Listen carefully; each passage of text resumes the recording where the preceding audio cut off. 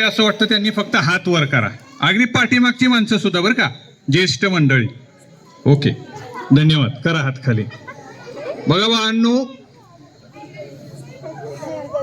जगामध्ये सगळ्यात जास्त सन्मान पैशाचा नसतो, मोठमोठ्या हारांचाही नसतो, मोठमोठ्या व्यासपीठाचाही नसतो, किंवा मोठमोठ्या इव्हेंट कंपनीनं तयार केलेल्या एखाद्या भव्य दिव्य सोहळ्याचाही नसतो. त्याच्याही पेक्षा फार मोठा सन्मान आमच्या वाट्याला तुमच्यामुळं आला.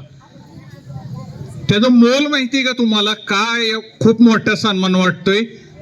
कारण ज्यांनी हा पुरस्कार दिला ते परीक्षक, ही मुलं आहेत चिमुकली, तुमच्या निष्पाप आणि पवित्र हातांनी आमच्या लिखाणाचा झालेला सन्मान हा आयुष्यातला सगळ्यात मोठा आनंदाचा क्षण आहे.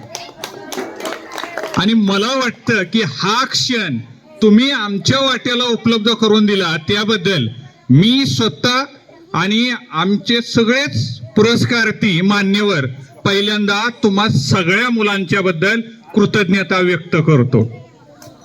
आता तुमच्यापर्यंत वाचन पोचलं, मला असं वाटतं दीदी, बरं का दीदी, तुझं वय काय ग? कितवीला आहे तू?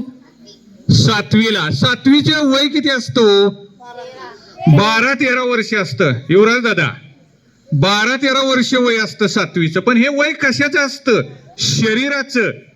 तुमच्याशी आम्ही संवाद साधला किंवा तुमच्याबद्दल आम्हाला एवढं गोष्टी माहीत होत्या, त्या आज अनुभवल्यानंतर कळालं.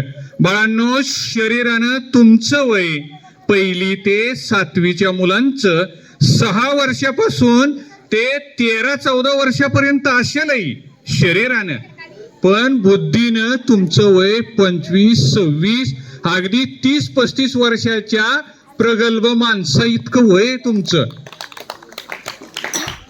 तुम्ही आज जे काय बोलताय ते बोलण्यासाठी माणसांचं कितीतरी वर्ष खर्ची पडावी लागतं, त्यावेळेस एवढी प्रगल्भता येते. ही प्रगल्भता मला वाटते फक्त वय वाढल्यामुळे येते का हो? वय वाढल्यामुळे येत असतील प्रगल्भता तर सगळीच वाचायला लागली असती. वय वाढल्यामुळे प्रगल्भता येत असती तर सगळीच आमच्या कल्याणी दिदी सारखी, ईश्वरी दिदी सारखी बोलायला लागली असती. पण नाही, नुसतं वाचन नाही तर त्या वाचनाला तितकं चिंतनाची जोड सुद्धा आहे. आणि साहित्य का वाचावं, पुस्तकं का वाचावं, याचं चांगलं उदाहरण म्हणजे तुम्ही मुलं आहात. हे तुम्हाला पुस्तकांचं गाव माहिती का रे? नाव ऐकून आहे का? पुस्तकांचं गाव असतं. पुस्तकांचं दुकान माहिती का रे? पुस्तकांची दुकानं पण असतात ना. पुस्तकांच्या दुकानात छान छान पुस्तकं मिळतात. पुस्तकांचं दुकान असतं, पुस्तकांचं गाव असतं. पण मुलंच पुस्तकं असलेली तुम्हाला माहिती आहेत का? मुलंच पुस्तकं असतात ते माहिती आहे का तुम्हाला? नाही माहिती. जगाच्या पाठीवर पुस्तक असणारी मुलं आहेत. तुम्हाला ऐकायचे त्यांचं? पृथ्वी तलावर भारत नावाचा एक देश आहे आणि त्या देशात महाराष्ट्र आहे. आणि तिथंच त्या महाराष्ट्रात परभणीमध्ये पारडी नावाचं गाव आहे रे. त्या पारडी गावात पुस्तकांची मुलं आहेत. तुम्ही सगळी मुलं म्हणजे पुस्तकांचं एक चालतं बोलतं ग्रंथालयात. आणि आम्हाला अभिमान वाटतो की आमच्या या पुस्तकांचा सन्मान ह्या पुस्तकांच्या मुलांनी केलाय, पुस्तकांच्या ग्रंथालयांनी केलाय.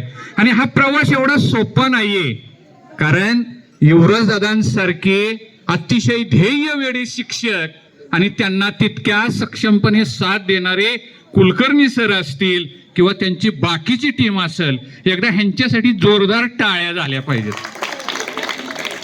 तुम्हाला माहिती का बाळांनो, तुमच्या इथं कुठलं पीक जास्त येतं रे? आमच्याकडे गहू असतो, कापूस असतो. कापूस कधी सुंदर दिसतो रे बाळांनो? कापसाचं ते बोंड फुलल्यावर किंवा त्यात असं पांढरं ते कापूस भरल्यानंतर ते सुंदर दिसतं. माझ्यासारखा येणारा म्हणतो ते कापूस किती सुंदर आहे, किती छान आहे. पण ते कापूस वर सुंदर होण्यासाठी कुणाला तरी त्या मातीत बुजावं लागतं, रुजावं लागतं. त्यावेळेस ते फूल होतं, त्यावेळेस त्याचं झाड होतं. मला वाटते आनंदाचं झाड रुजवणारे आमचे युवराज माने सर. खरोखर त्या माणसाला वंदन हा शब्द सुद्धा अपुरा आहे. युवराज दादा, खरोखर तुम्हाला खूप खूप वंदन. कारण पुस्तकं नुसती वाचायची नाहीत, पुस्तकं कशी जगायची ते ह्या मुलांच्यात रुजले. आणि हे काम खूप अवघड आहे. डॉक्टर बाबासाहेब आंबेडकरांचे एक वाक्य ते मी आवर्जून आपल्याला सांगेल. तुम्हाला आता खूप उशीर पण झालाय, मात्र ते वाक्य मी बोलूनच तुमची रजा घेईल. बाबासाहेबांचं वाक्य आहे बाळांनो. बाबासाहेब म्हणाले होते, तुमच्याकडे 2 रुपये असतील ना, तर 2 रुपयातील 1 रुपयाचं काहीतरी खायला घ्या, भाकर घ्या, तुम्ही जगाल त्या भाकरीनं. आणि राहिलेल्या 1 रुपयाचं काय घ्या रे? का तर बाबासाहेब म्हणतात ते पुस्तक तुम्हाला कसं जगायचं ते सांगेल. आज या पारडी शाळेनं माने सरांनी, कुलकर्णी सरांनी आणि त्यांच्या टीमनं तुमच्या हातात नुसतं पुस्तक दिलं नाही, तर तुमच्या हातात उद्याचं भविष्य दिलंय.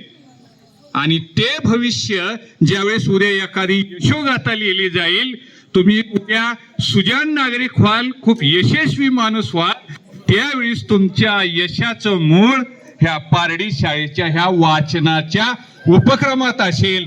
म्हणून मी आता जाता जाता फक्त एकच म्हणतो, तुमच्या सगळ्यांच्या संयमाची जास्त परीक्षा न घेता फक्त एकच म्हणतो, बाळांनो तुम्ही खूप प्रगल्भ आहात. उलट आम्ही तुमचे शिक्षक असताना तुमचं विद्यार्थी व्हायला सुद्धा आम्हाला आवडेल. आणि परमेश्वरासमोर फक्त एकच मागणं मागेल, आपल्या गोर बंजारा भाषेत, सेन साई वेस, सेन साई वेस. धन्यवाद.